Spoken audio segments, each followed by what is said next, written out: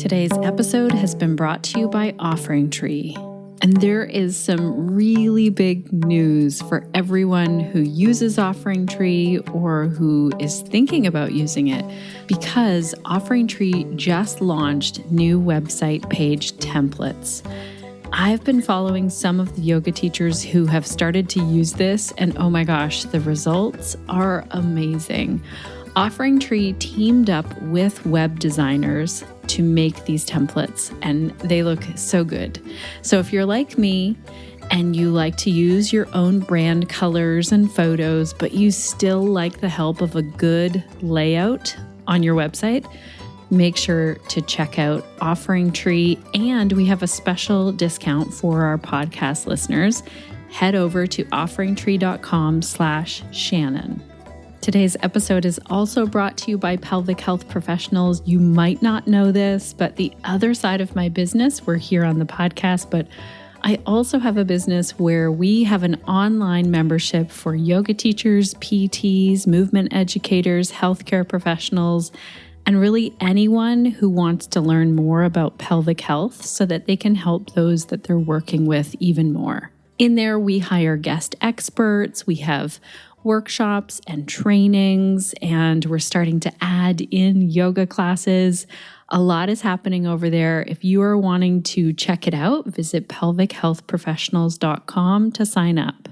Hello and welcome to the Connected Yoga Teacher Podcast. I am super excited that you're here, especially for today's episode. I'm your host, Shannon Crow. I use she, her pronouns, and this podcast is being recorded on Anishinaabeg, Odawa, and Mississauga land, also called the Bruce Peninsula, up here in Ontario, Canada. If you are new here, you might not know that I'm also a mom of three, a yoga teacher, and the founder of Pelvic Health Professionals. If you are a returning listener, you know how things go over here. This podcast was created for you, the yoga teacher, so that each and every week you are connected to the information and inspiration that's going to support you as you build your yoga business. Because I get it, leaving yoga teacher training and jumping out into the world of teaching yoga and running a business, it can feel really tough. And I've heard from a lot of yoga teachers in the last month who have been telling me, you know what, this is feeling like a really tough time. And that's because we started to open this conversation around, have you ever felt like quitting? Have you ever felt like, oh my gosh, I don't want to do this anymore. It's too much work, too much effort. Today's too hard. And I just want to throw in the towel and go work somewhere else. And that's sort of the conversation that Rebecca and I had. Now, just so you know a little backstory, this podcast was originally created because Rebecca had asked me to come onto her podcast. So Rebecca Sebastian is the host of the Working in Yoga podcast. And she asked me, hey, can we chat about what's happening in the yoga world, how we're feeling about it? And right away, as soon as we got talking, we were like, you know what? The theme of this episode is how the heck are we still here? So we had Rebecca on our podcast back in episode 297, where we talked a lot about yoga and business. And if you want to hear more about who Rebecca is, and if you ever need a pep talk to raise your rates and make some more money teaching yoga, go and listen to that episode. I'll link to it in the show notes. But today, I just want to jump right in because Rebecca and I chatted for a very long time about what we're really feeling like on the days when it feels like we want to quit. Not to worry, both of us, even at the end of this chat together, are still podcasting and still in the yoga world, still teaching yoga and sharing yoga in many ways. But we wanted to be honest about what we're seeing in the yoga world and what we're feeling as entrepreneurs, and also what it really feels like on the tough days or weeks or months, because a lot of entrepreneurs are not sharing that. And I have to tell you, there's a huge surprise in this episode. I'm busting to tell you more, but I want you to be as surprised as hopefully Rebecca is, and I want you to have that moment of surprise. So I can't tell you anything else. You just have to listen. Otherwise, I'm going to ruin the surprise. Let's dive right into this chat with Rebecca and I about still being here, even though we have felt like quitting, especially in 2022.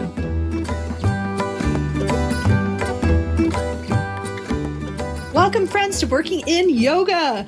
Oh my gosh, I'm so excited today because mostly I just get to sit and talk with my lovely friend, Shannon Crow. Shannon and I were talking before I hit record, and I was like, we're just going to start right here.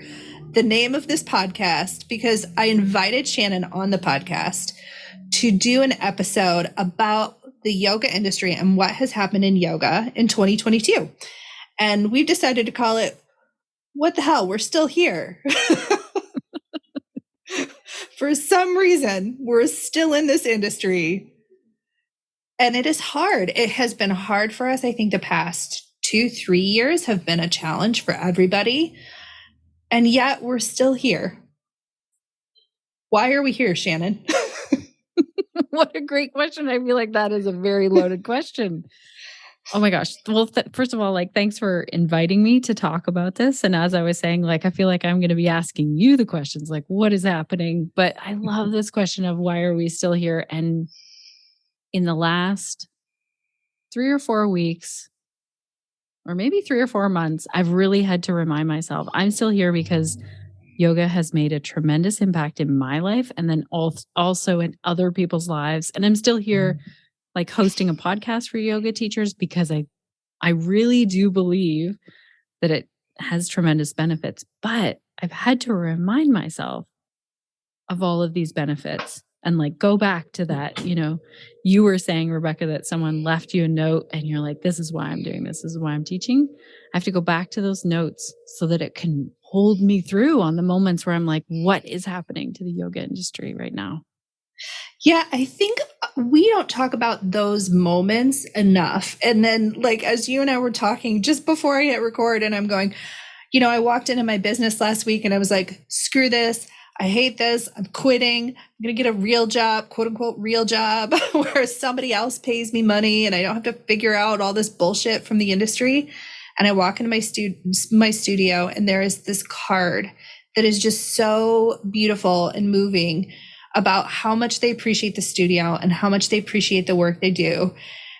And I went, well, damn it. Now I can't quit. But then I thought, at some point, we have to talk about the fact, is that a trauma response that we just keep coming back? Because I, too, have had such benefit from my yoga practice over the last 20 years. And teaching yoga has been my life since I was in my late 20s. I'm now in my early to mid 40s. And I keep coming back. And I think that's what we're saying. For all those of you out there who have had a hard year in 2022, and I think we need to acknowledge this has been another hard year for us, for our industry. You're not alone. So true. You are not alone. And you and I both talk to a lot of yoga teachers and studios, and we talk to the ones that are shutting down or everything's blowing up or there's yet another yoga scandal in the world. And it gets to be a little disheartening. Or let's say you're the teacher who the yoga that you're teaching is making it more accessible. You're looking at how can I make this available to more people, and then the yoga studio down the street, you look at them and you're thinking whoa, I don't want to be lumped in with that for whatever reason. Your values just are not aligned. Yeah. I think that's something worth talking about as well. What it feels like for the yoga teacher, because I hear a lot of yoga teachers say, I feel so isolated in this profession. I'm going to own my stuff here. And I have, actually, my friend Tanya, who is also a yoga teacher, came on the podcast, and she and I talked about this idea of how within our industry, it's sort of an us versus them mentality. There's sort of those of us who are more, and I don't like to use this word, but you're going to understand what I'm saying, traditional. We're traditionalists. We like to honor the tradition of yoga. I do believe we all should be doing that. But then there's also those folks who are way more into the fitness and exercise side of things, right? And Tanya said something, and she said, remember, those people in the fitness side of things, the side that I'm not in, they plant seeds that we get to harvest. It's very true. And I went, Oh yeah, we aren't all at each other's throats. Like I like to think, like I like to have an enemy. I think it's a pretty human thing. Like we like to have the bad guy in the story so that we can feel like we're the good guys. And that's something that I've tried to kind of reconcile with this year, this idea that there are no bad guys in our industry. They're just all of us trying to figure out how to make this work in an industry that has literally no guidelines, standards, or regulations, or anyone leading it. Yeah. Well, you opened my eyes to this on my podcast when you came in and chatted about the business of yoga, and you were talking about like goat yoga and how we can really put some judgments around different types of yoga and be really harsh. And those people are also running the business. So I like this added layer of these seeds are planted and we harvest it. It's very true. This is something that I come back to all the time because I feel like I feel pretty strongly about certain things in the yoga, what I see in the yoga world. Like I don't want people being told you have to be thinner or you have to eat this certain kind of food or you need to do an hour of yoga every day or you have to pay this really expensive amount to be doing yoga or these really expensive leggings. Like those things can add up on the tough weeks where I think this isn't what I don't want to be a part of that side of things, but I'm glad that you said I'm gonna talk about like how do you reconcile that? Do you ever feel like, oh yeah, the stretchy pants and the get fit yoga, yeah, I'm okay with that, and the diet culture coming in? What do you do on those tough weeks? I think it's hard. I feel like diet culture, especially, and you talked about diet culture earlier, I have noticed diet culture more this year than almost any other that I've been working in the industry. And it feels so prevalent. And part of that, I think, is because we're not breaking down how we are selling what we're selling. And we know that diet culture sells. And so when you slap diet culture on yoga, which in itself is a difficult modality to sell, but you add diet culture in there, you add, wellness nonsense in there that's unfounded. And I feel strongly enough about this. This is actually in my manual in my studio. Like when you come to work for me, there's a clause in there that says you cannot give nutrition or medical advice unless you are licensed to do so, because people add that nonsense all the time. And do you feel like it's worse this year than other years? I do, but I don't know if it's just that I'm like, I want to say that I did not know myself the harm that could be caused from this. And I talk about it on the podcast, and I saw a friend almost die. Like I saw the harm that can happen when diet culture really takes over.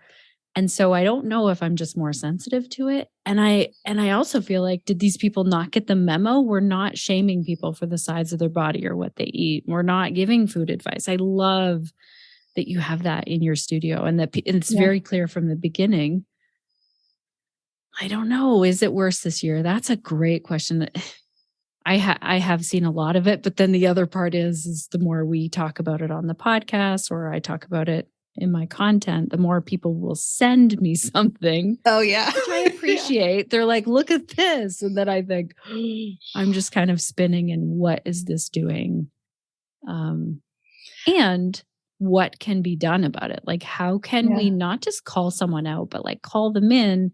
Because as I said, I was learning at one point, I was saying words that were steeped in diet culture. I still have learning to do. And so I don't want to be pointing fingers at people. I want to be like, let's all make our profession better by learning this stuff. I sometimes wonder if COVID has shifted our thinking about this a little bit, because I do think in this now, I don't want to say post-COVID, because COVID is still very much a thing that is happening, and who knows what's going to happen this winter. But in this world that we live in, where COVID isn't so much in the forefront of our thinking all the time, we've sold wellness in a different way. We've sold the idea of what it is to be well and healthy in a different way, because for, I think, a year to a year and a half, we were all just so staggeringly worried about being sick. Mm-hmm. So you think that maybe COVID in general made people more aware or made it easier to market like diet culture? I do. I think because diet culture can be linked to what you would call wellness. And the overall wellness industry is now, and I just was lucky enough to write an article for Authority magazine last month talking about ways we can shift the wellness industry, because in 2023, I think the stat they told me was a 1.2 trillion with a T dollar industry is what wellness is going to be. And that's, yoga is under that wellness umbrella. Yeah. And I do think there's just this idea that we have to keep ourselves well.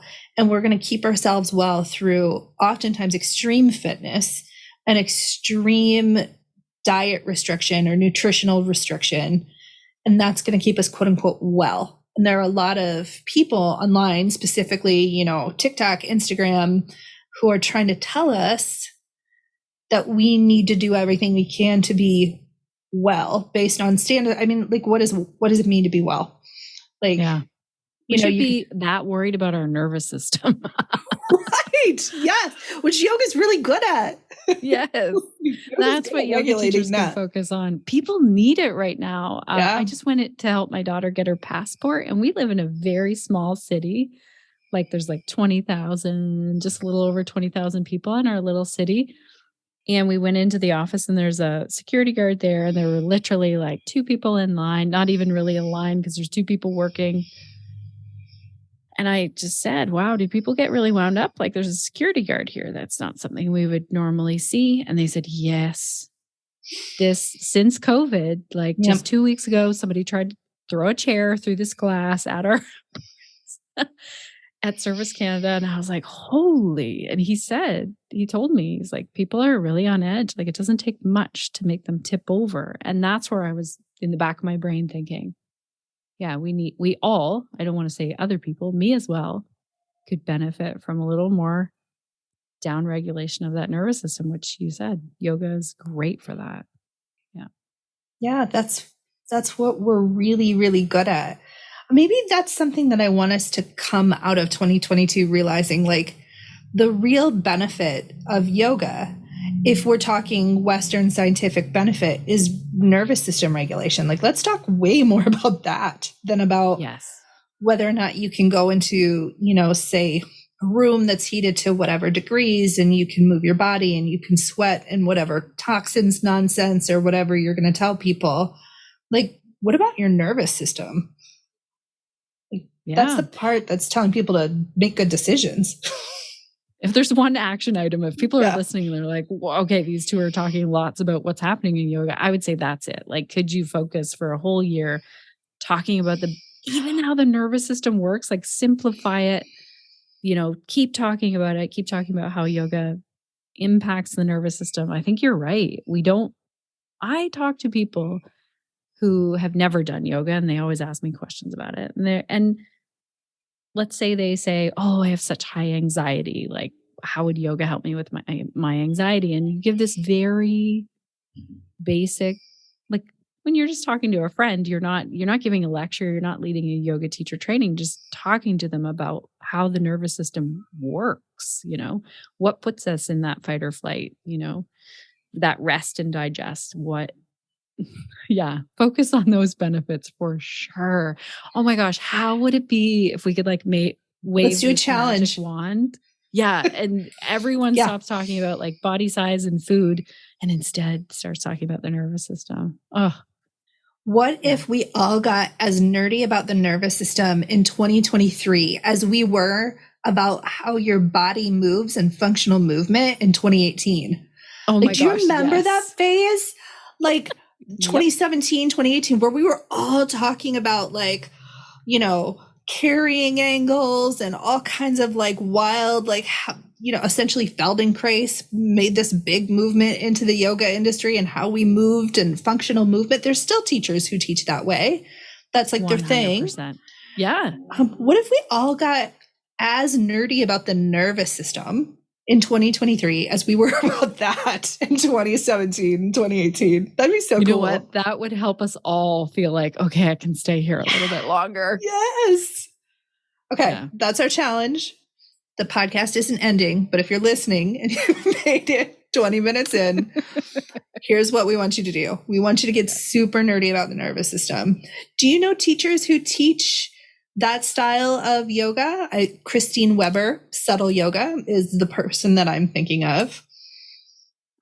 We had Diane Liska on the podcast who nerds out about the brain so much. She's a psychotherapist who does trauma-informed yoga. Yeah, that I feel like, and the nervous system, there's so much more that we don't know. We have a little bit of information on it, but there's a lot more that we could learn about it. Yeah. Okay, so in the show notes, make sure you go down. I'll have a whole list of teachers who are talking about the nervous system in there, because yoga therapy is littered with those humans. We're talking about the nervous system all the time in yoga therapy. I will link the websites of a lot of really great yoga teachers talking nervous system down regulation, because it's the best. It is. We did an episode on bowel health with Michelle Lyons, who's a pelvic health PT who does yoga. And it was all if you want a healthy bowel and digestive system, you have to talk about the nervous system. It's your best defense for your bowel health. Yeah, it impacts every single cell of your body.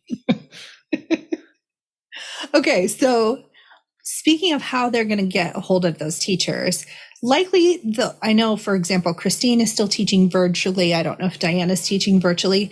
How do you think virtual is going in the industry? 2021, we were all virtual all the time. That was, if you were relevant in 2021, you had a virtual offering. And come March 2022, we started talking about what in person looked like again. Now, what do you think 2023 is going to be like? That's a great question. I think that for sure, your community classes are moving back. I know some teachers who have, yoga students who have immune system considerations. And even those ones are starting to move back in person with lots of safeties in place. Hey, if you feel like you are getting a cold at all, you're not coming to class, or whatever makes that group feel safe in that environment, and making choices still doing, this week, this day is going to be virtual and this will be in person. For sure, that's happening.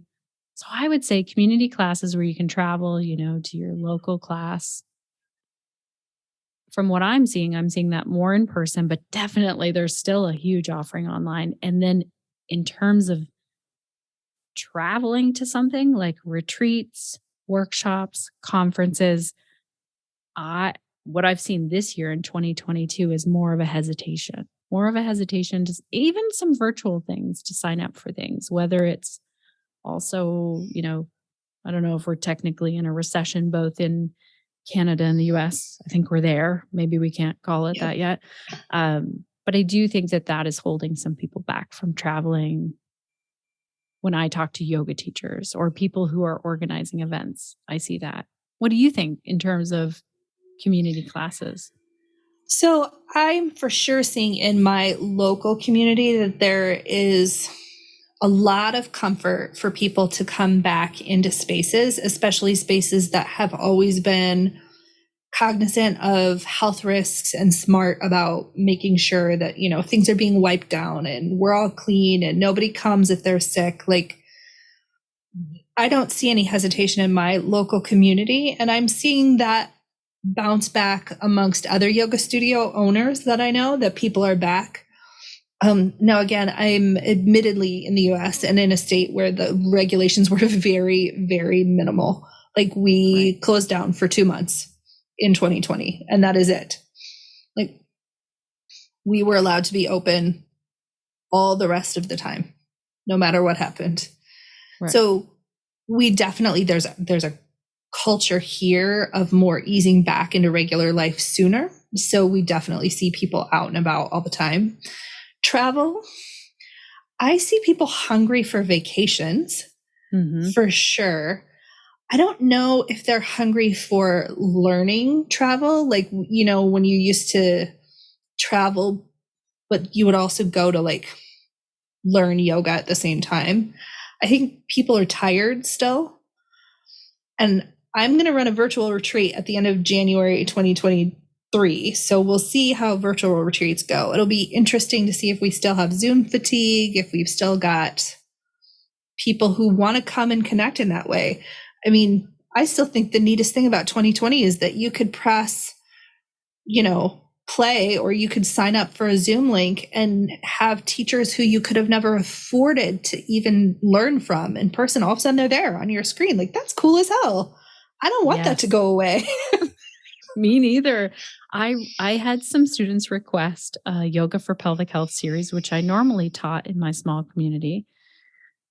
And I almost thought about putting it back in person, but then there were people online as well saying like, oh, I'd love to take a class and really see what it's like. And so I offered it online. 74 people signed up. I would never get that in my community. One, I wouldn't even want to house a class of 74 people. But because it was virtual, we could do that. And people were super engaged. And I mean, people who live not very far from my house who could find another yoga teacher in their area, but loved the option of doing it virtual, being at their house, having the replay. I think it's definitely here to stay for sure. I don't see it going away. And there were teachers who I know were just like, I'm going to ride this out. I'm not teaching online.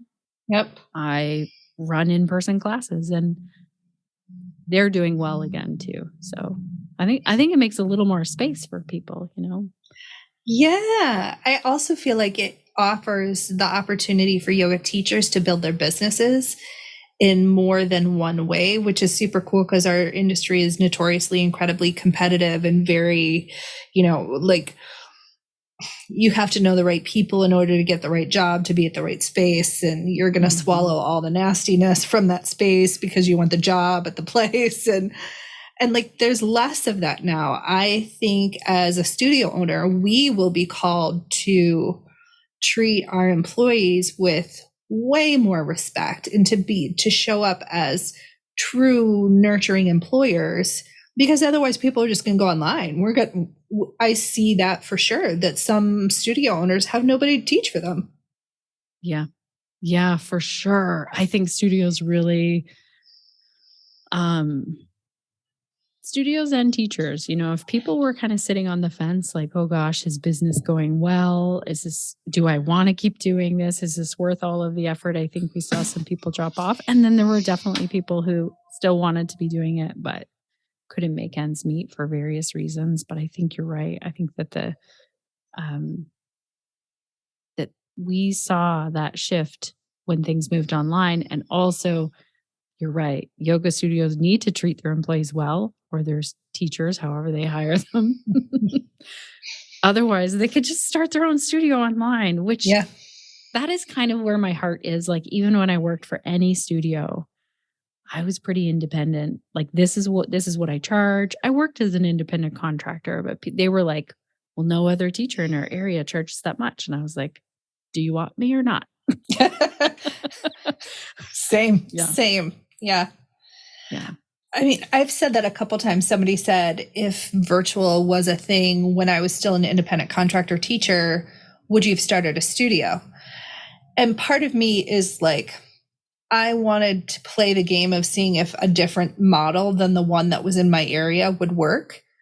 But honestly and truthfully, hell no, I would have been online in 2016 and never looked back. I would have totally worked on building my business if it would have been. And there absolutely were teachers, Sadie Mardini was online with her membership super early, all of those early adopters of like the virtual platforms that have done really well throughout COVID. Like, if it would have been more in the common lexicon, if I would have known that that was even an option for me, because I think at the time I had no idea that that was how we were going to work. Yeah. I wonder how those teachers are doing. Like, I wonder how the big yoga names who had online platforms, if they felt that impact of like other people really moving into that space who weren't there. That's a good question. Sadie Mardini, comment on tell us how things going for you. Well, okay, Rebecca, I will. Hi, this is Sadie. I think that's a really good question, and one that I had to ponder really seriously as like a million yoga teachers started coming online during the pandemic. And at first I was honestly a little bit like, get off my lawn. Like, I built this lawn. I was one of the first people here, and now all y'all are running up on it. Get off my lawn.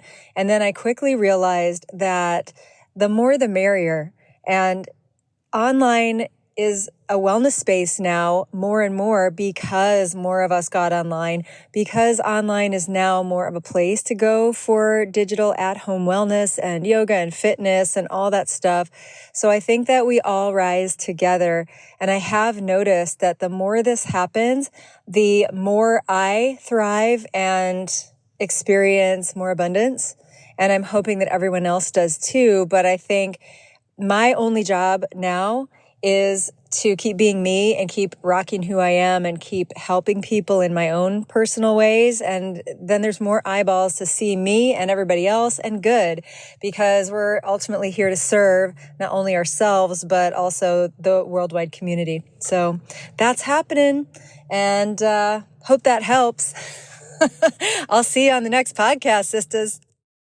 Oh my goodness, connected yoga teachers. Can you believe it? Isn't that wild? I just took a chance and sent Sadie an Instagram message out of the blue asking her to be part of this surprise audio clip for Rebecca, because I thought it was so funny because her and I were just like joking, and she flippantly asked like, yeah, go ahead, comment Sadie Mardini, never expecting that.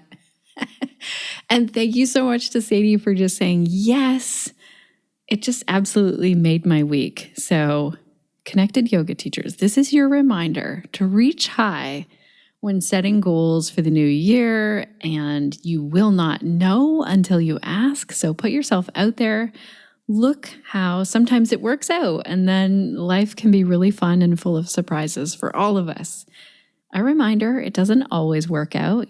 I've sent lots of messages that don't get seen or answered. Don't take that personally. Don't let that slow you down. Keep going for moments like this. Also, I want to, while I'm here, tell you that this is also a reminder to make a website if you don't have one, so that yoga students can find you. This is a great way to put yourself out there if you haven't already. And for some yoga teachers, it's really scary to do this. It might be a website, might be a social media page. How can you put yourself out there this year? Someone just told me this week that a yoga student found them after listening to a podcast about pelvic health. And then that student went and searched for yoga teachers and pelvic health and found that teacher in their area. So if the tech side of things or websites feels scary to you, let Offering Tree do all the hard work. They have really simple and easy to use templates. They just hired a designer to help make some new ones. They look amazing. One yoga teacher told me that they put a whole website together on their phone in 10 minutes. So if you need to make a website, or if you want to move to a simpler website platform, check out Offering Tree. We have a special podcast listener discount over at offeringtree.com/Shannon. Now let's get back into this chat with Rebecca and I, where we go into how online yoga is going. And I only think of that, like, I know Sadie uses the same virtual platform that I use, the same company. I use Hey Marvelous, and I'm pretty sure she does too. And I was lucky enough to take a workshop with her where she was talking about marketing online. And she had said she was one of the very first yoga teachers, if not the first yoga teacher on YouTube to have YouTube videos. And she's like, just by dumb luck, I, put my video up there. But that was so long ago. So she's had so long to like build that business. Right. And our runway is very short in virtual versus her runway was quite a bit longer. Right. to have a really robust business. I think the other thing that this highlights, if you've moved to virtual, is more than ever, it's important to know your niche, because you can speak to, let's say your niche is like, I don't know, I teach yoga to educational assistants in schools who are super stressed out because the job has changed or something. Like, it's so specific. Yeah, in your own community, you might only know a few people that fit that.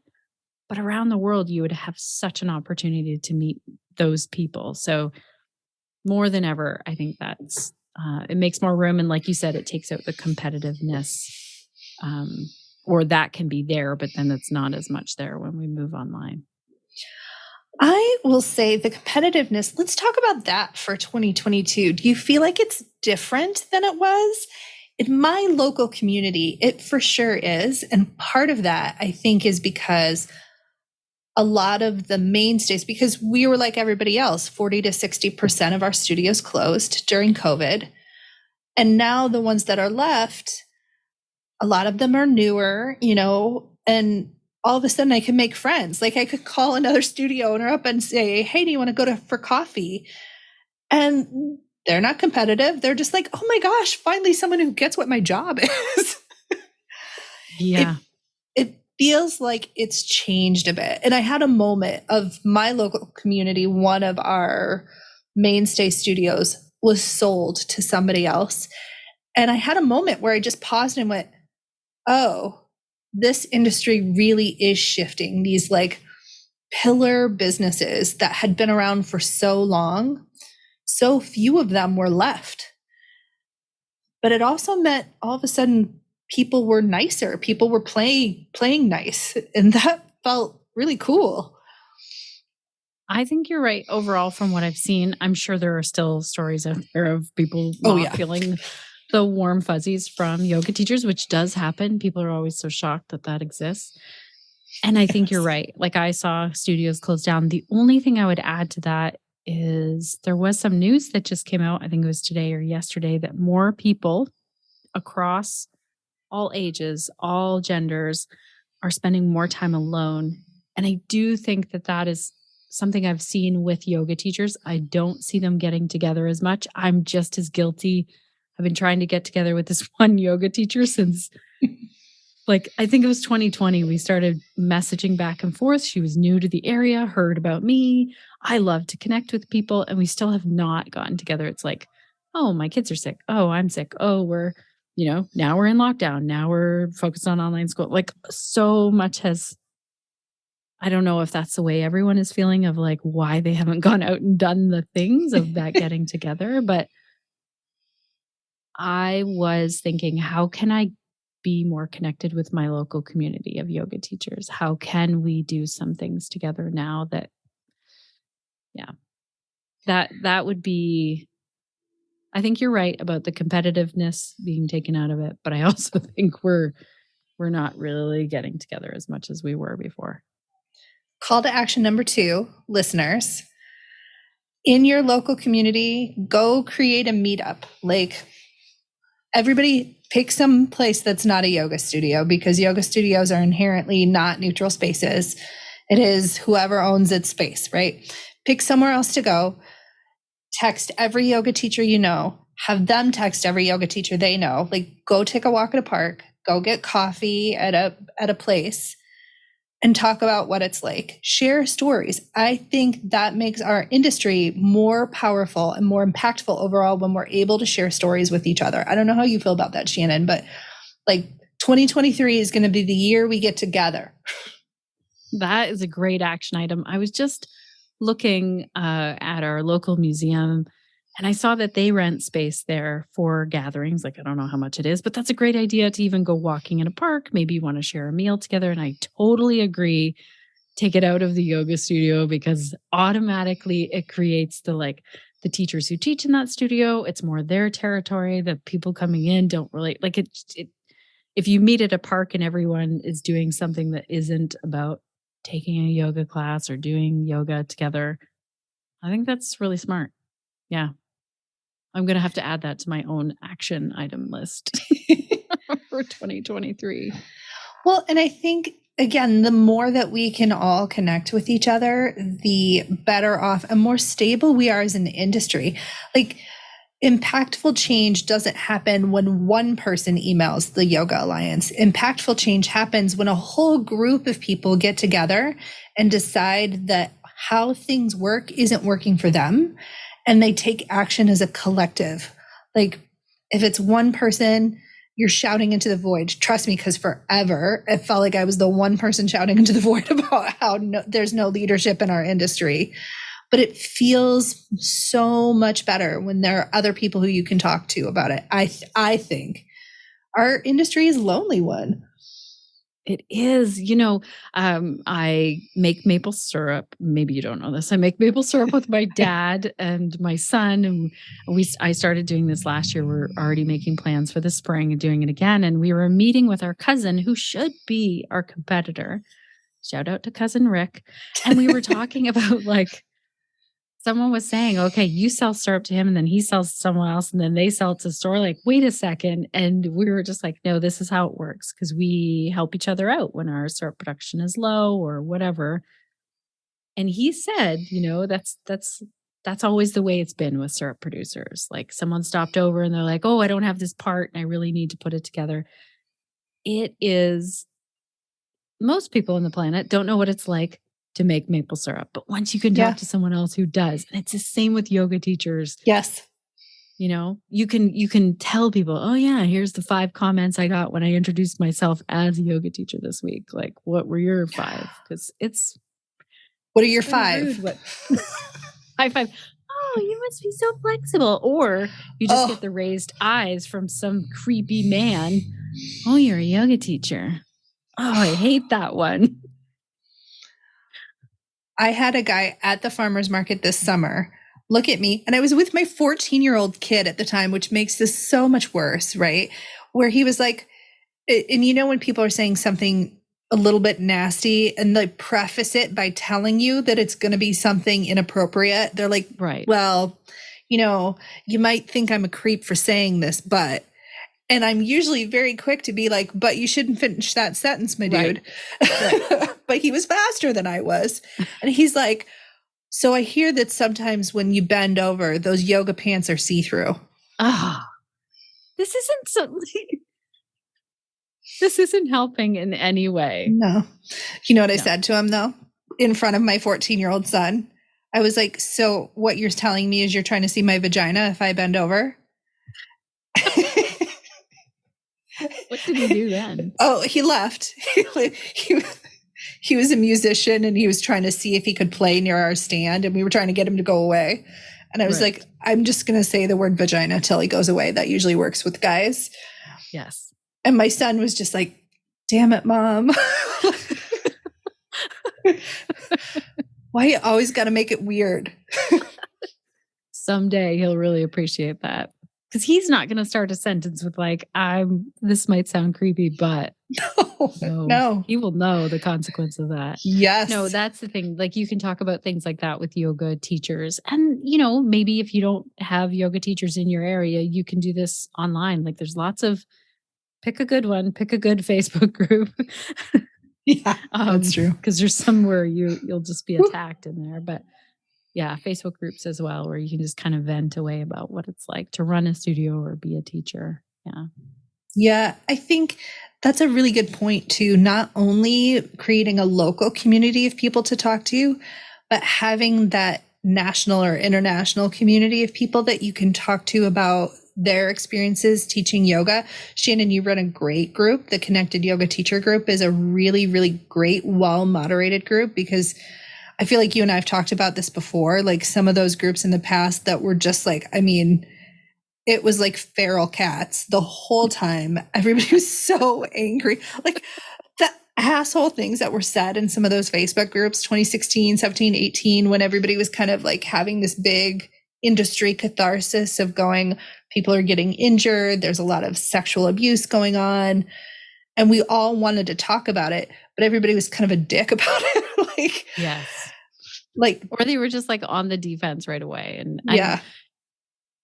Also watch for that. And we've had people join our group and say, oh my gosh, right away, someone sold to me, or, oh my gosh, someone attacked me when I wrote this thing. And we do our best to moderate. And we also want to let the conversations happen. We want to let the uncomfortable moments be there, but in a respectful way. And there are,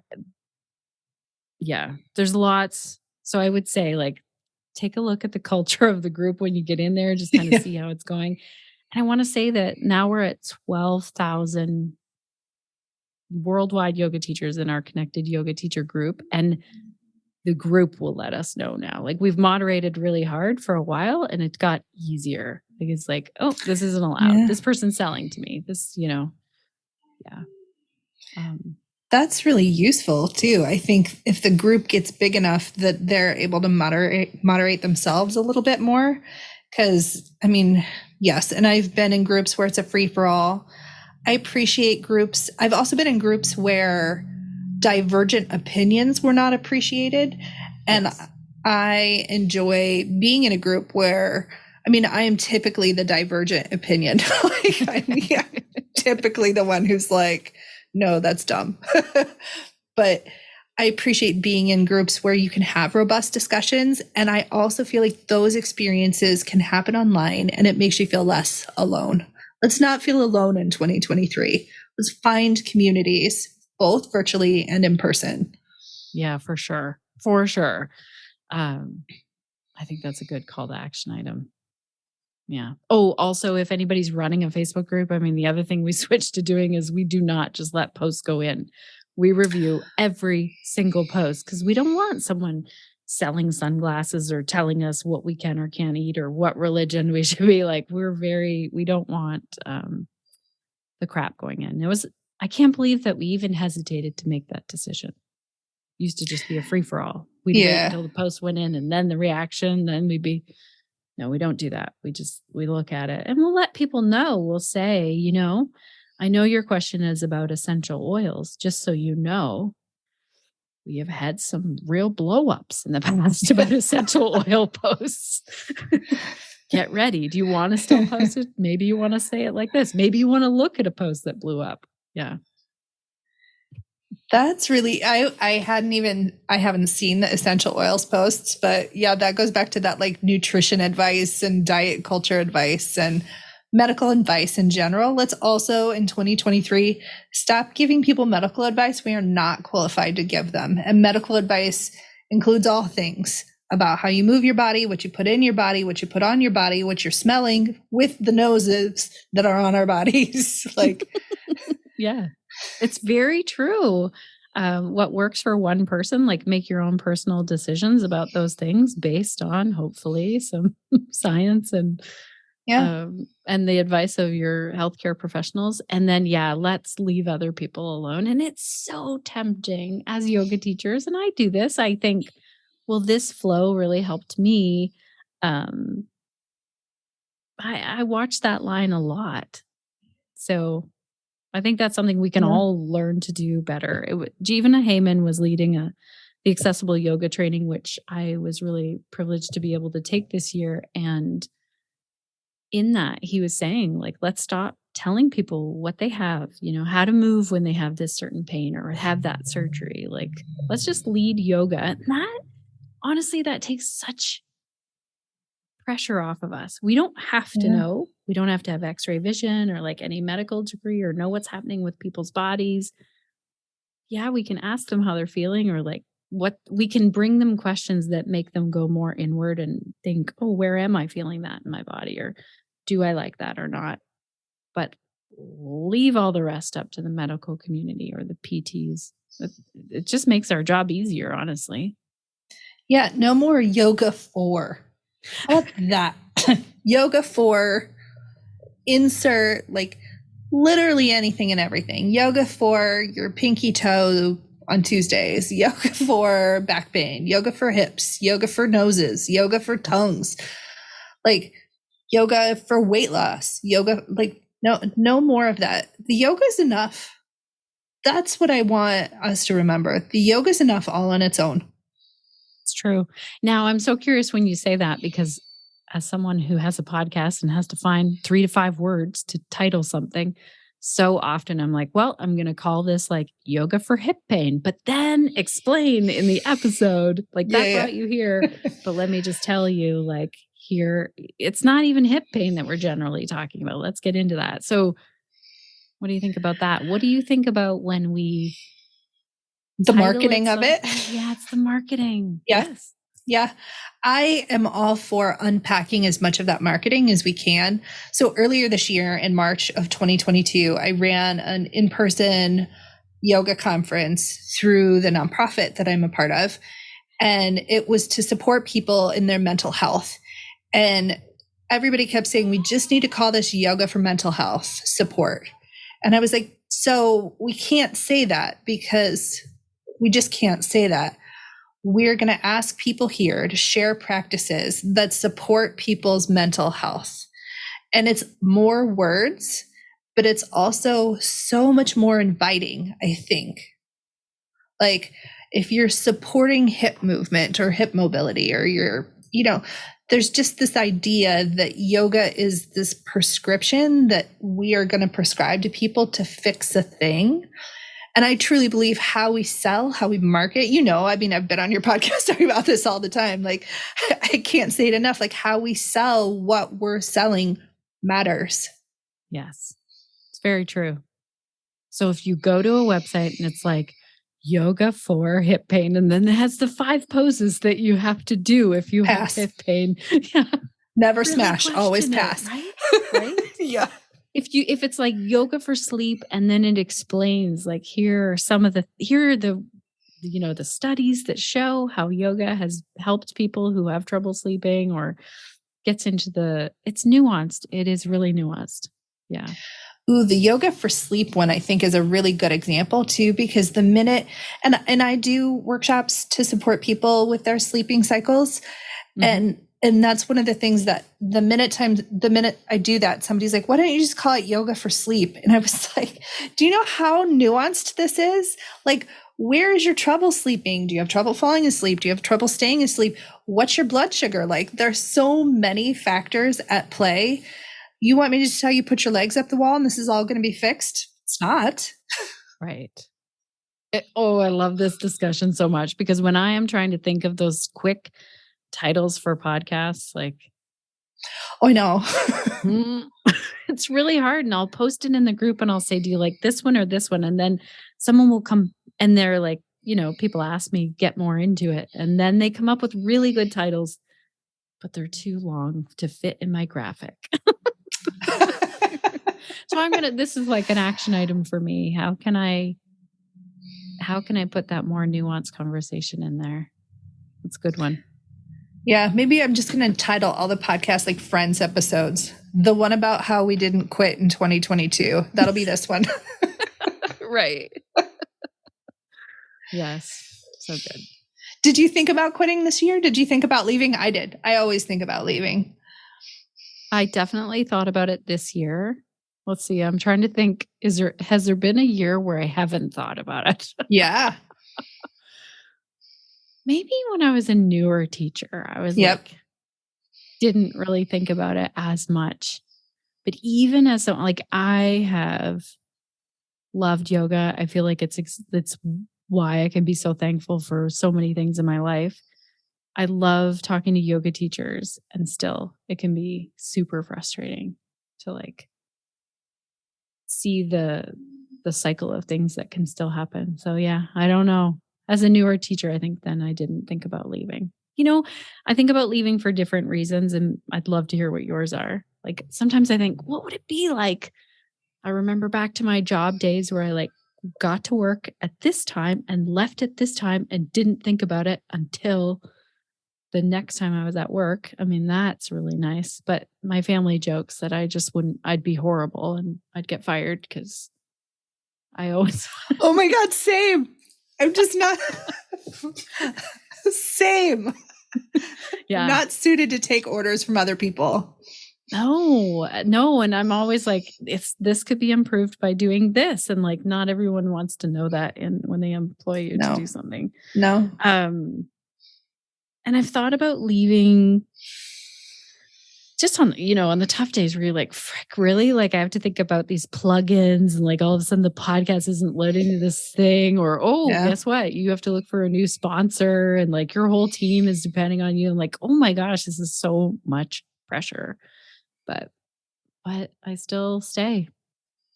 What makes you feel should I quit this? The team thing.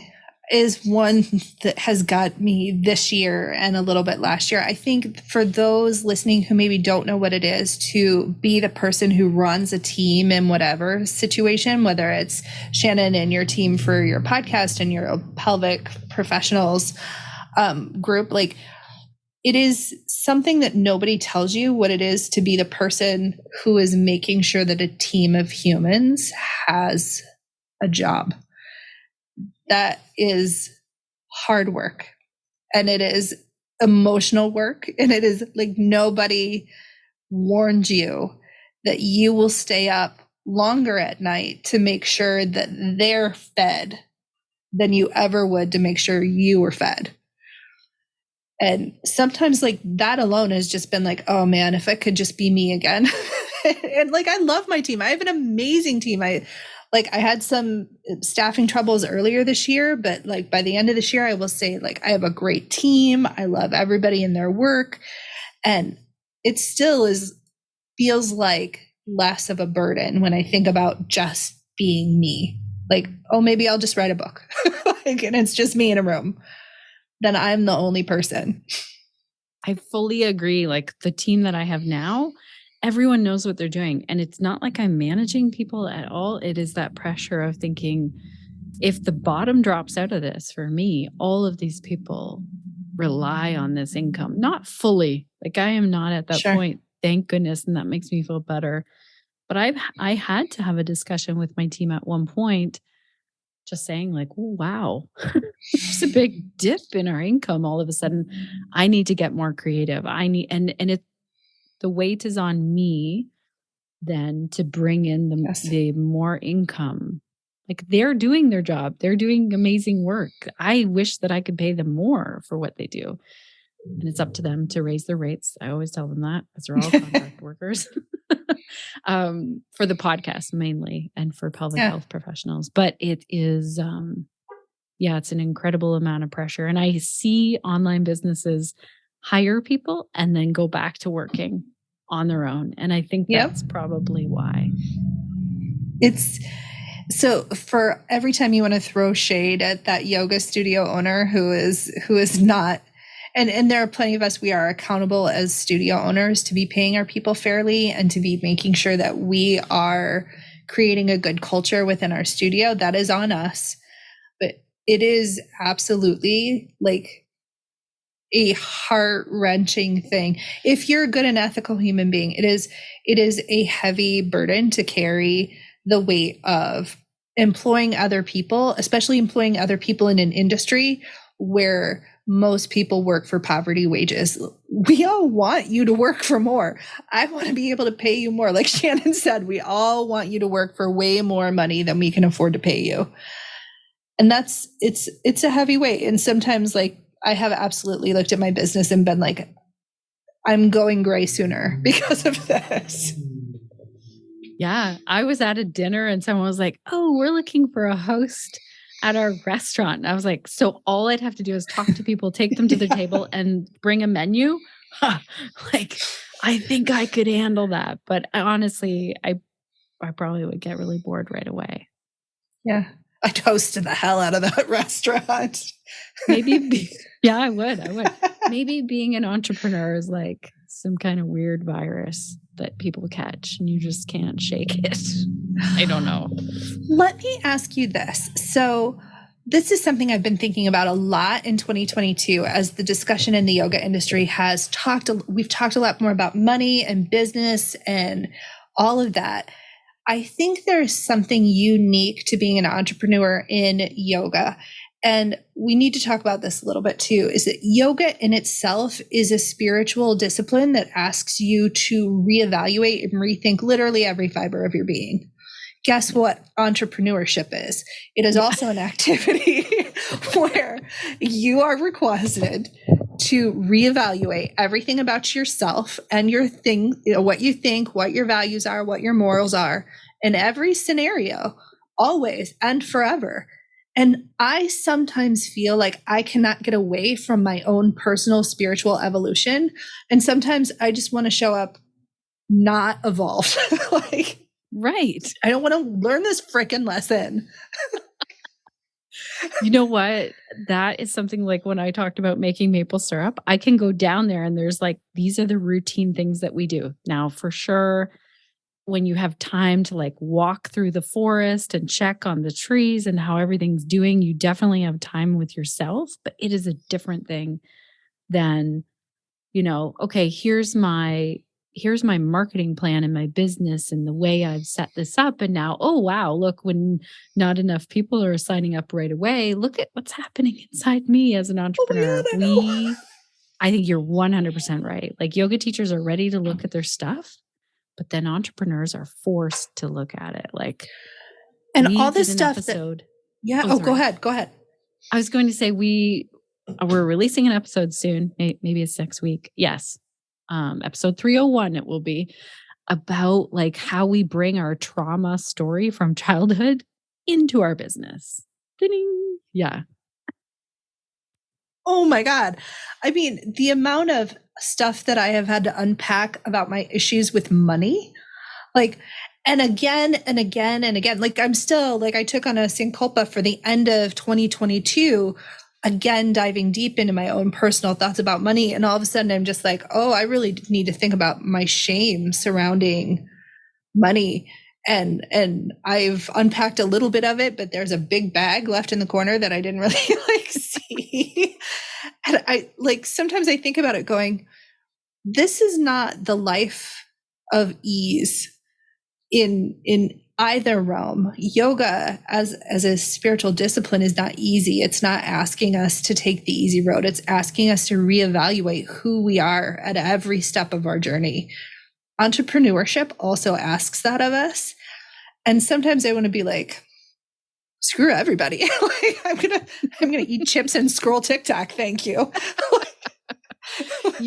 It's comforting to hear that from you because I know that you've done a lot of work with money mindset and running a business and you're not afraid to have those discussions. So that makes me feel better because I think it's there for all of us. I think if there's an entrepreneur telling you like, I have it all figured out with my own personal baggage, the stuff stuck in the corner as well, and my money mindset and my business mindset, I think they're lying. No, they're about to close their shop. That's what they figured out. Like what they figured out is I'm done. Yeah. They're like, this is easy. Would you like to buy it? And then I'll leave. Yeah. No. My neighbor next door, and like I'm gesturing because Shannon and I can see each other. Like I have a dog bakery / grooming space next door. And even she's just like, oh, I'm only so many years to retirement. So that's how I can continue doing this. Like it is never like we're always fantasizing about how we could like just have a desk job. Okay, you just made a new question pop into my brain here. Do you ever think about building your business to sell it? Like there's a whole book wrote on this. You do? Yes, absolutely. In fact, a lot of what I have done in my business is even if I don't sell it or don't want to sell it, even if I decide to franchise it, for example, and we could talk about franchises in a minute because that's another something that's really popped into the world in 2022 is these, like how we've shifted into way more franchises than we used to have.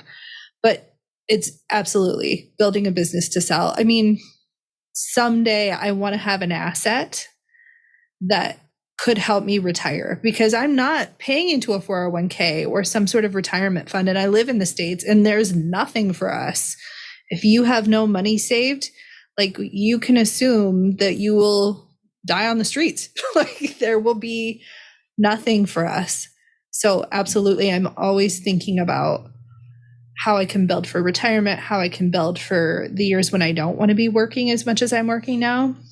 Yeah. And part of my plan is to have a business that I could sell. Right. I just saw an online business owner who I feel really built his business around him and his personality. He helped people with Instagram. It's not a secret because he posted it online. It's Tyler J. McCall. We even had him on the podcast long ago, but he doesn't do that anymore. He took a break. You know, a lot of people were like, that's it. I need a break. And then I just saw recently, he's like, I'm going to sell the business, which is really interesting to me. When I saw that, I was like, could I do that? I mean, the controlling side of me is like, no, it must always be mine. But I'd like to think that I could, pass it over and continue, like have the benefits continue at some point. So I wonder if yoga teachers think about that as well. And for me, I think about like the business side of things, and I run sort of two distinct businesses, right? So I run my studio, Sunlight Yoga and Apothecary, that also has a virtual studio.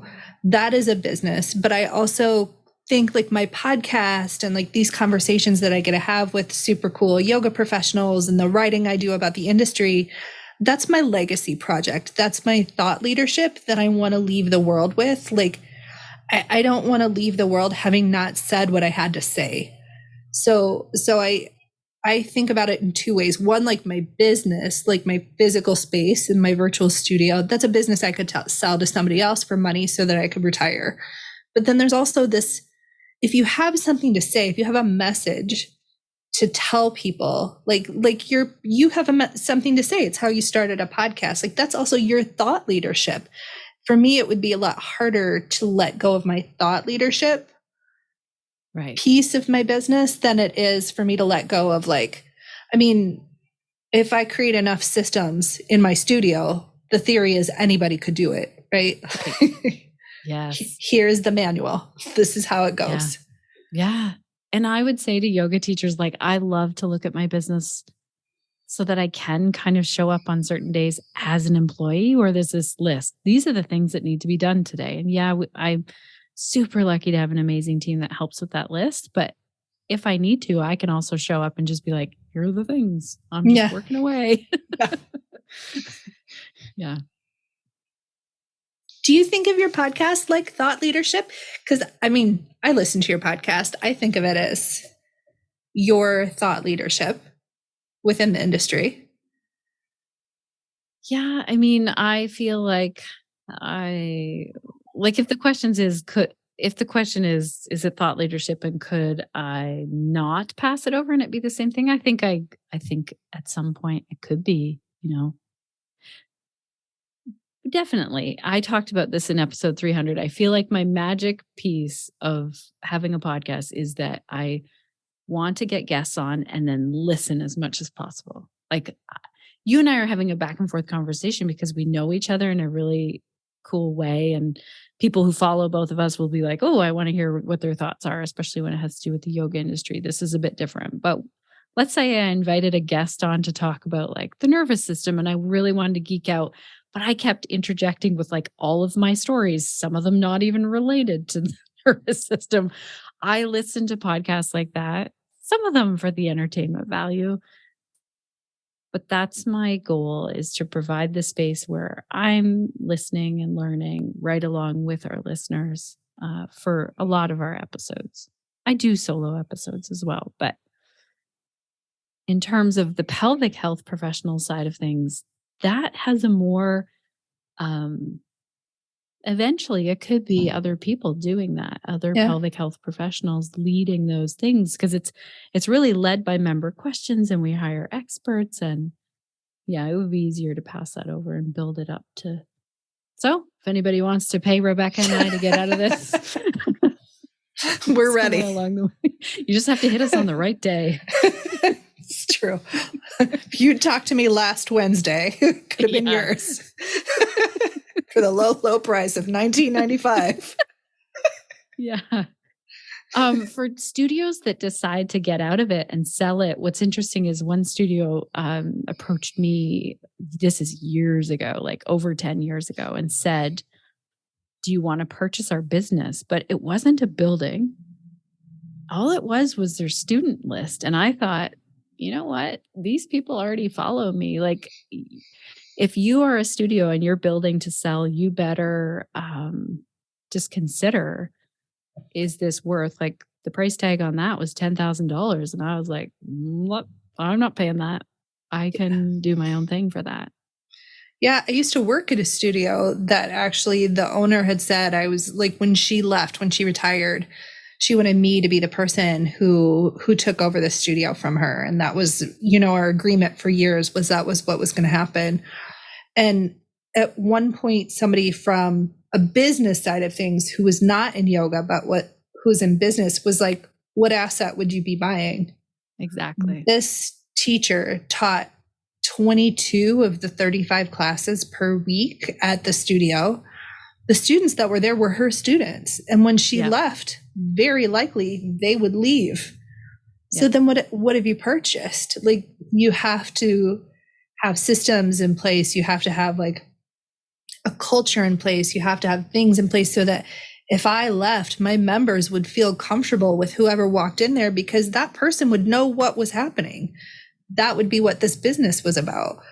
Like, not only, and it's funny because the place I used to work at didn't run a membership model, right? So it was just like drop-in cards. Right. So essentially you buy a business, but then you would already be out money because you still owe those members those punch cards. Like, the insanity of that. And just, I know so many studios now that they're just like, well, my quote unquote retirement plan is just to close my doors. Right. I think that's another action item. If people who are listening are thinking like, what is my retirement plan? I don't care if it's, you're going to invest in something completely different. Like, yoga teachers need to be considering their retirement plan. Yes. A lot of them are women. 85%. Yeah. And would you say, what do you think the age is of those yoga teachers? That's a good question.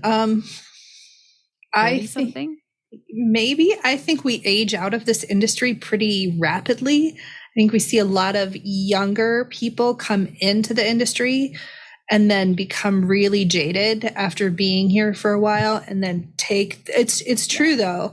Yes. I mean, we're driving our talent out of our industry. We're driving our most passionate, talented, and skilled individuals out of the industry because we have not decided to provide a career path as an industry.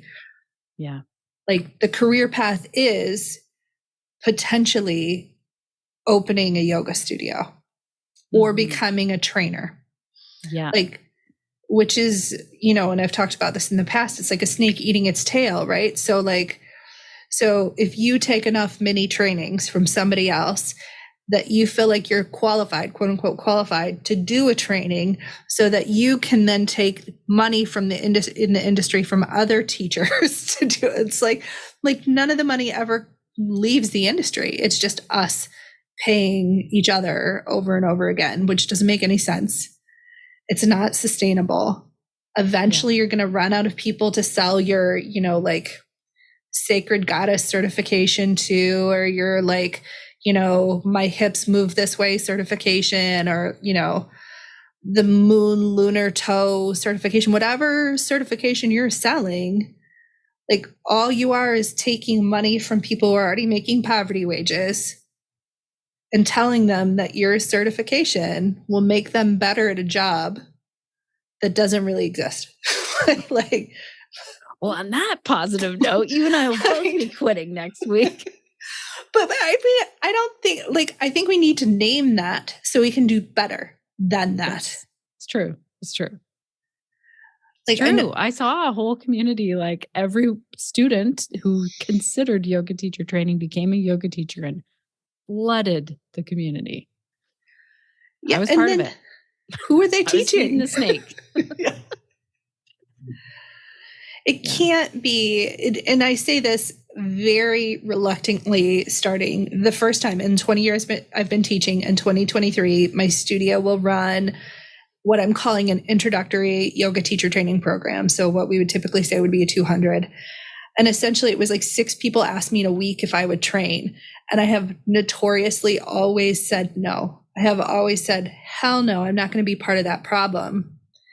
And then I realized that it is just me exerting privilege to say that I am unwilling to be part of the solution by saying that I'm not going to be part of the problem.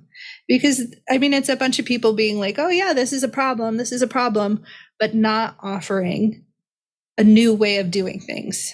Right. So I'm going to see if I can, that's the game, right? That's my game, is to see if I can find a way to build a studio that doesn't require me to train, but only trains when I only train when I want to. Right. That the training isn't part of the model. Then it becomes a different sort of program. We have a studentship program here too. And anybody listening who, like, I want you to steal this idea from me. I wish that every studio had studentship programs, because for all y'all who are just like, oh, I just want to learn more, and your only option is to send them to a 200-hour teacher training program for $2,700 or more. Like, my studentship program is $400. It is 6 weeks, and it is exactly what people want. It is just people dipping their toe into the deeper understanding of yoga. I get to talk about the philosophy and the pranayama and the meditation and all this stuff we don't get to talk about in a 1-hour studio class. I talk about it for 6 weeks, a couple hours at a time. And from there, they can decide, is this something that I want to teach? But I don't have to teach people how to teach in that program. I just teach them how to be students. It's way more fun. Brilliant, because many people take a yoga teacher training. They're like, I don't want to do any of the teaching part. And if you don't run a teacher training like everyone's going to teach, you're doing a disservice. So that's brilliant. I hope everyone thinking about running a teacher training does what you're doing. Like, really, if you know what you're doing, please know what you're doing before you run a teacher training. Yes. It's not a revenue stream. It is a service to the industry. Like, that's where it's got to be different. If you're going to train teachers, you're doing that as a service to the industry as a whole. So this could be tricky, and my team is going to hold me accountable on this. I believe very strongly that you cannot ethically employ the people who you've trained as yoga teachers for a year. I think that it becomes too messy if somebody is accountable to you as your student and as your employee, because how are they going to advocate for better working conditions against the person who is their sacred teacher? That is so good. Oh my gosh. Let me know how that goes. I will.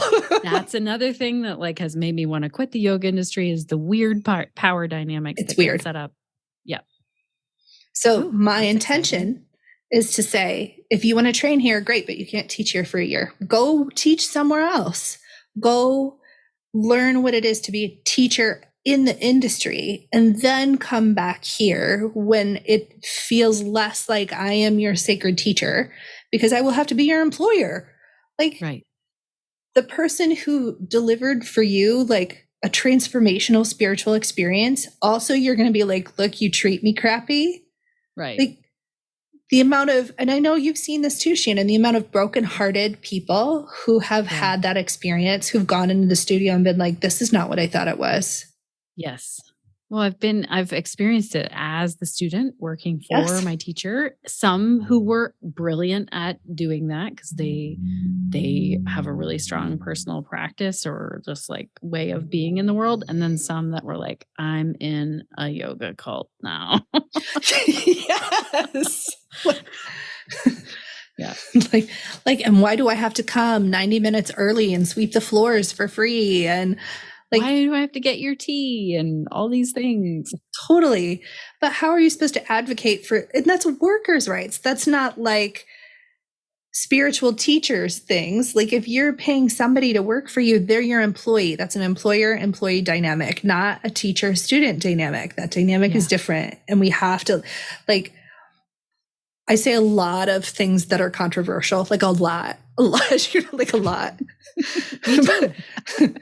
this is the thing that, like, the minute I say that, like, good, very conscientious yoga people are like, you want us to do what?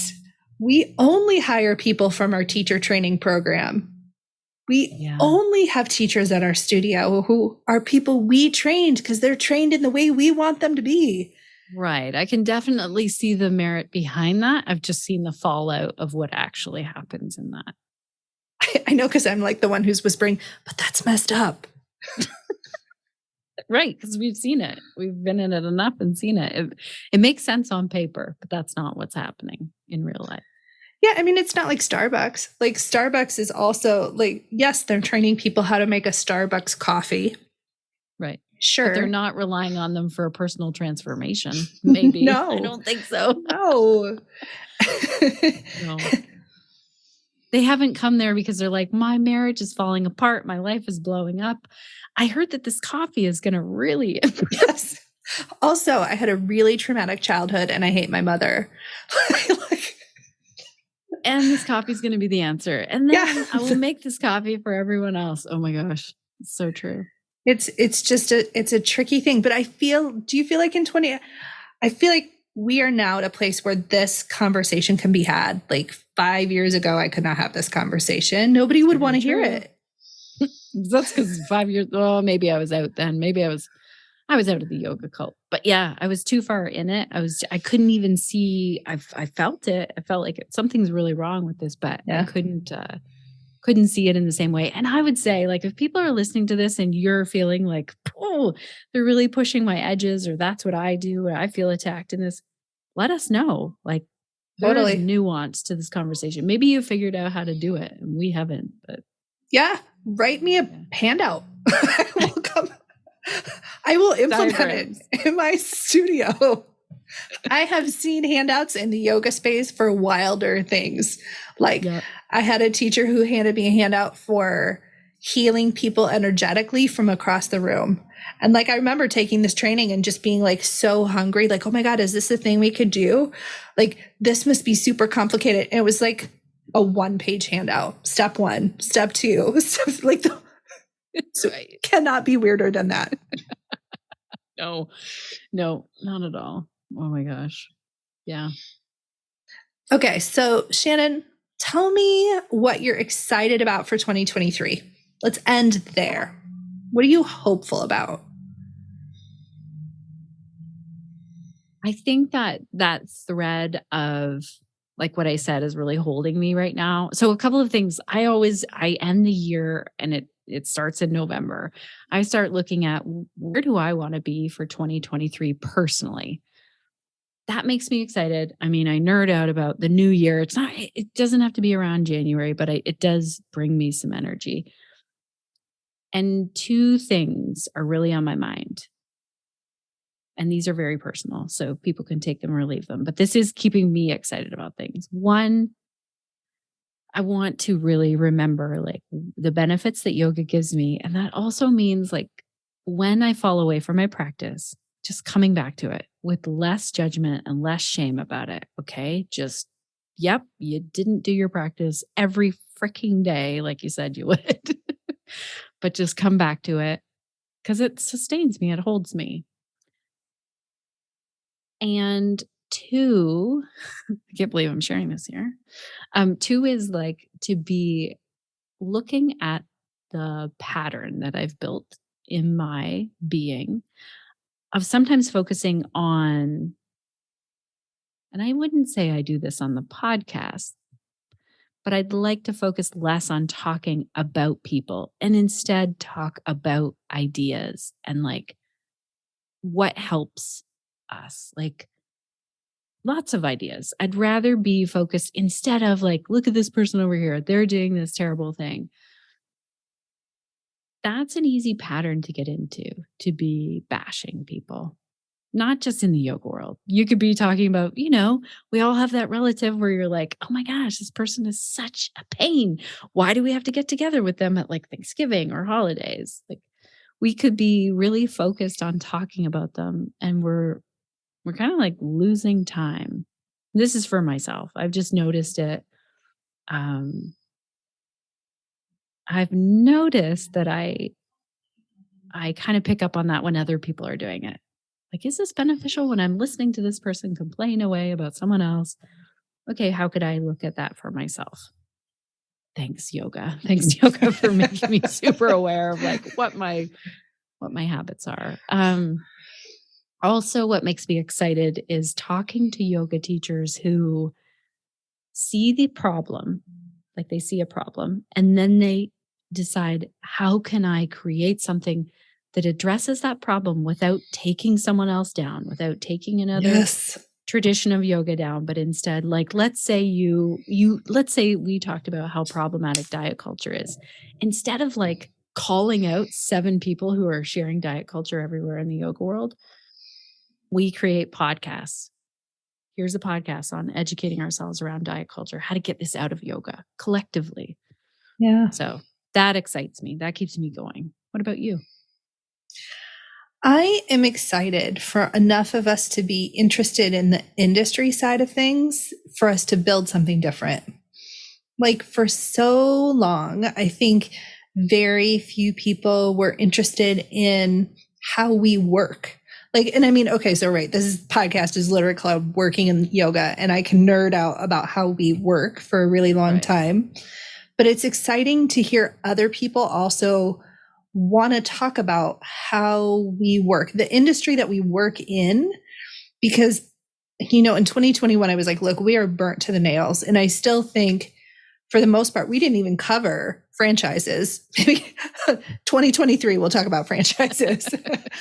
But like the idea that we could collectively build something different. We could choose to work differently. We could choose to build a model, an industry that actually sustains and nourishes us the way our yoga practices sustain and nourish us. Like, I want that divide to be less. This idea that yoga is nourishing and it sustains us, but the industry itself is wicked and evil, and we have to endure it. Like, what if we built an industry that was a mirror of the yoga? What if we built an industry that was nourishing us and pushing us in really great positive ways to work to our best capacity, to share yoga to our best capacity, just the way our practices do? Like, that seems cool as shit to me. Yeah, where do I sign up? Can someone else do all the work to put it together? I feel like there's enough of us now. We feel like it's probably like 4 hours a week if we get a couple hundred of us going. Yes. Yeah. No, I was just joking. Well, I was kind of half joking. Like, it feels tired. Like, sometimes I can't see that. Like that vision to me sounds like, how can we make that happen? And also there's a sense of overwhelm. Like, yeah, maybe you just hit me on a day where I'm like, how could it was someone from Yoga Alliance who's no longer there. And he made this analogy of like, if you have a giant ship like the Titanic, maybe the Titanic's a bad ship to choose, but it takes a while to turn it some different direction. Hopefully you don't hit an iceberg and you all go down. I mean, also, we could buy tickets to a different ship. Yeah. See, that's the thing that's what it almost feels like my brain can't even. And that's probably what we need. We've built such an industry where we almost feel stuck in this cycle that I don't even know what that looks like to not be in it. Yeah, I think, I mean, the Yoga Alliance is a really good example. And I used to, for a long time, throw a lot of shade their direction. And I do still on occasion, but I think they are now the organization that they have to be based on what we are asking them to be. And we're asking them to be mom. And that's not fair to them as an organization either. Like I said, I am involved in a nonprofit as well. And like, it's difficult to mom a bunch of moody preteens, which is like what we are. Like, and we've asked them to do that. We've given them this task that is impossible to do. Right. And now we're just really mad that they can't do it. Well, just like a teenager. Yeah. Like, okay. Like, instead of being like, hey, maybe we could build something different. That doesn't mean that they don't exist, because I don't think that's realistic. Of course they will exist. They, their bank holds tens of millions of dollars of our money and our dues and fees. That's never just going to go away. But could we build something different with them? I think now more than ever, that's a conversation that people are ready to have. I think that's a good conversation to have. I'm curious, like, if people have ideas, I want to hear them. Yeah. Let's hold a roundtable discussion, Shannon. Yeah, that'd be great. 2023. Sign me up. Thank you so much for coming on this podcast. Honestly, just because I get to talk to you. I am here for it. Like, we got to meet in person this year. Yes. and hang out and have some meals together and really like ruffle some feathers in some places. That's what we both like to do. It's true. That's really true. And yeah, I'm here for it. I really appreciate your podcast and the work that you do and for inviting me to chat about this. So it's a real honor. Right back at you. Thank you so much. Thank you. Thank you so much, Rebecca, for asking me to be on your podcast and then saying yes when I said, please, can I share this on the Connected Yoga Teacher podcast? What a great way to close out the year. I had so much fun talking with you about some pretty serious things. I find a lot of comfort in laughing and finding the humor, especially when things get tough. And I just really appreciate your friendship and the work that you're doing in this yoga world. Please don't quit. And let's do this again, Rebecca. Oh my gosh, let's do this as we close out each year. That would be so fun. All of the links are over at theconnectedyogateacher.com. If Rebecca and I talked about something in today's episode, it will be over there for you. And Connected Yoga Teachers, I just want to say, some of you are in this time, if you're listening in real time, you're right in holiday mode. It means a lot if you've hung out here and listened to this long podcast episode. I wanted you to have something that, if you have a little extra time over the holidays, amazing. Or maybe you're listening to this at a completely different time of the year. And sometimes it's nice to have really long conversations where you can be part of things and know that you're not alone when you feel like quitting or you're having a tough day. Oh, and that reminds me, I wanted to tell you that our pelvic health professional members asked for some co-working time. We tried it out and it worked so well. So this is how we do things over there in case you want to replicate it or in case you want to come and hang out with us. We did a 2-hour call where we just hop on Zoom together. We type in the chat what we're working on. Breakout rooms can happen if people feel like they need to talk through an issue that they're having, but mostly people just show up to work. And the feedback that we got was amazing. People said that it really helped them to be accountable to the tasks that they wanted to do. I felt the same way. And so we'll definitely be doing some more of those inside of Pelvic Health Professionals. So if you want to check that out, head over to pelvichealthprofessionals.com. Thank you, Suzanne, Crunch, and Sinead for this amazing year, for all of the work that you've done to bring this podcast to our listeners. I just could not do this without you, and you make my life so much easier as a podcaster, and you're all just amazing people in this world. So I'm truly, truly honored to be able to work with you. Thank you, dear podcast listener, for supporting this podcast. If you heard something today and you're like, oh my gosh, I love this, please share it with other yoga teachers. Tell them what you loved about it in an email or a social media post. We love it when you share the podcast. Tag us if it's on social media so that we can make sure that we're friends online and we can share your stuff as well. Alrighty, Connected Yoga Teachers, it is time to close this year out together.